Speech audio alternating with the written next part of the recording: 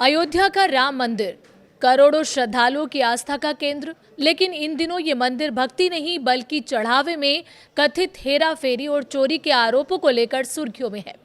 पहले एसआईटी का गठन हुआ, फिर कर्मचारियों और सेवादारों से पूछताछ हुई, शुरुआती रिपोर्ट गृह विभाग को सौंपी गई और अब सूत्रों के हवाले से एक और बड़ा दावा सामने आया है। कहा जा रहा है कि एसआईटी ने अपनी जांच में ट्रस्ट के कुछ बड़े पदाधिकारियों समेत 17 लोगों की भूमिका पर सवाल उठाए हैं। हालांकि अभी तक रिपोर्ट सार्वजनिक नहीं हुई है और न ही सरकार या एसआईटी ने आधिकारिक तौर पर इन नामों की पुष्टि की है। तो आखिर इस पूरे मामले में अब तक क्या क्या हुआ, आइए पूरी कहानी समझते हैं। नमस्कार, मैं हूं वंदना त्यागी और आप देख रहे हैं न्यूज़ 18 राजस्थान का डिजिटल चैनल। सबसे पहले बात करते हैं कि मामला शुरू कैसे हुआ। राम मंदिर में आने वाले चढ़ावे और उसकी गणना व्यवस्था को लेकर सवाल उठाने के बाद उत्तर प्रदेश सरकार ने 13 जून को 3 सदस्यीय एसआईटी का गठन किया। इस टीम में लखनऊ मंडल के आयुक्त विजय विश्वास पंत, आईजी किरण शिव कुमार और वित्त विभाग के विशेष सचिव नील रतन कुमार शामिल किए गए। जांच का मकसद था ये पता लगाना कि चढ़ावे की राशि, सोना चांदी और अन्य दान सामग्री के प्रबंधन में कहीं कोई गड़बड़ी तो नहीं हुई। एसआईटी की शुरुआती रिपोर्ट में क्या निकला? एसआईटी ने अपनी प्रारंभिक रिपोर्ट अपर मुख्य सचिव गृह संजय प्रसाद को सौंप दी है। सूत्रों के मुताबिक रिपोर्ट में दान राशि की गणना व्यवस्था और निगरानी तंत्र पर गंभीर सवाल उठाए गए हैं। रिपोर्ट में कहा गया है कि दान की गिनती की प्रक्रिया में कई कमजोरियां थीं और निगरानी व्यवस्था भी पर्याप्त नहीं थी। सबसे महत्वपूर्ण बात ये बताई जा रही है कि अब तक किसी भी व्यक्ति को क्लीन चिट नहीं दी गई है, यानी जांच के दायरे में आए सभी लोगों की भूमिका अब भी जांच के अधीन है। 17 लोग हैं वो जांच के घेरे में। सूत्रों के हवाले से ऐसी खबर सामने आ रही है। सूत्रों के मुताबिक एसआईटी ने ट्रस्ट महासचिव चंपत राय, ट्रस्टी डॉक्टर अनिल मिश्रा, निर्माण प्रभारी गोपाल राव समेत कुल 17 लोगों की भूमिका पर सवाल उठाए हैं। बताया जा रहा है कि रिपोर्ट में कुछ कर्मचारियों और पदाधिकारियों के खिलाफ एफआईआर दर्ज करने की सिफारिश भी की गई है। हालांकि ये जानकारी आधिकारिक रूप से सार्वजनिक नहीं हुई है और अंतिम फैसला सरकार और आगे की जांच के बाद ही लिया जाएगा। टिन्नू यादव की भूमिका चर्चा में क्यों आई, अब इस पर बात करते हैं। जांच के दौरान एसआईटी को दान पात्रों की चाबियां राम शंकर यादव उर्फ टिन्नू के पास मिली। सूत्रों के मुताबिक इसी कड़ी को जांच का महत्वपूर्ण हिस्सा माना जा रहा है। बताया जा रहा है कि पिछले कुछ वर्षों में मंदिर से जुड़े कुछ लोगों की आर्थिक स्थिति में अचानक बदलाव आया।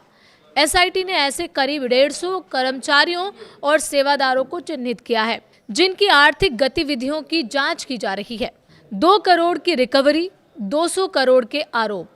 जांच के दौरान अब तक करीब 2 करोड़ रुपए की रिकवरी होने का दावा किया जा रहा है।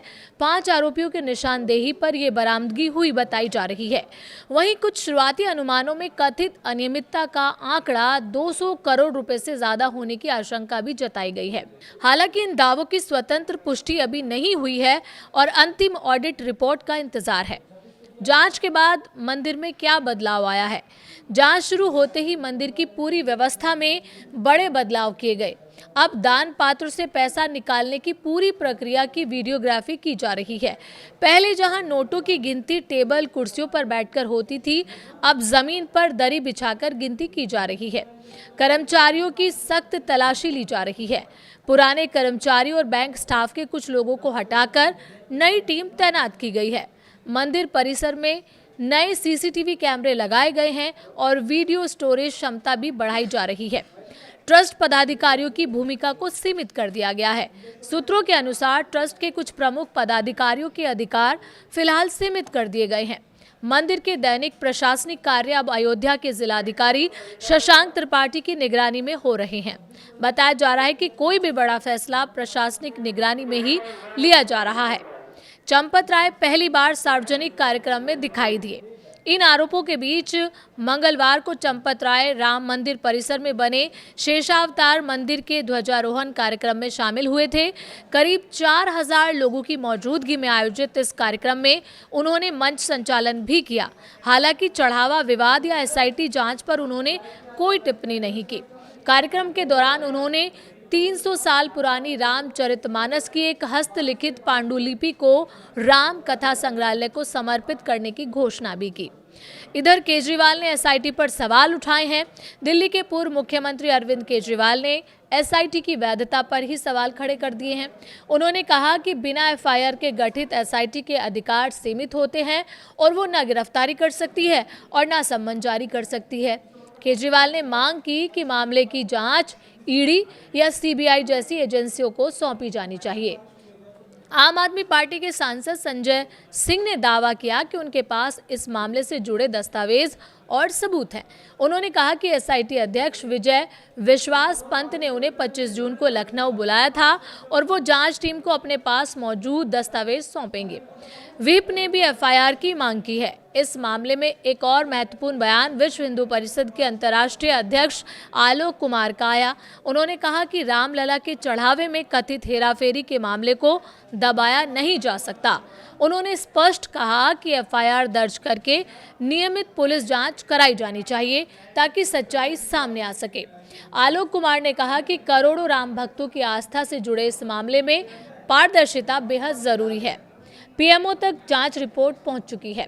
सूत्रों के मुताबिक एसआईटी की शुरुआती रिपोर्ट अब शासन के माध्यम से प्रधानमंत्री कार्यालय तक पहुंच गई है। बताया जा रहा है कि रिपोर्ट में ट्रस्ट के पुनर्गठन, किसी वरिष्ठ प्रशासनिक अधिकारी को सीईओ नियुक्त करने और पिछले 5 वर्षों के चढ़ावे का विशेष ऑडिट करने जैसे सुझाव दिए गए हैं। हालांकि इन सिफारिशों पर अंतिम फैसला अभी होना बाकी है। राम मंदिर चढ़ावा विवाद अब सिर्फ एक वित्तीय जांच नहीं रह गया। ये मामला करोड़ों श्रद्धालुओं की आस्था, मंदिर प्रबंधन की पारदर्शिता और जवाबदेही से जुड़ चुका है। एसआईटी की शुरुआती रिपोर्ट आ चुकी है, लेकिन अंतिम रिपोर्ट अभी बाकी है। किसके खिलाफ एफआईआर होगी? क्या ट्रस्ट का पुनर्गठन होगा? क्या बड़े नामों पर कार्रवाई होगी? इन सभी सवालों के जवाब आने में अभी दिन लग सकते हैं। फिलहाल पूरे देश की नज़र अयोध्या और एसआईटी की अगली रिपोर्ट पर टिकी हुई है।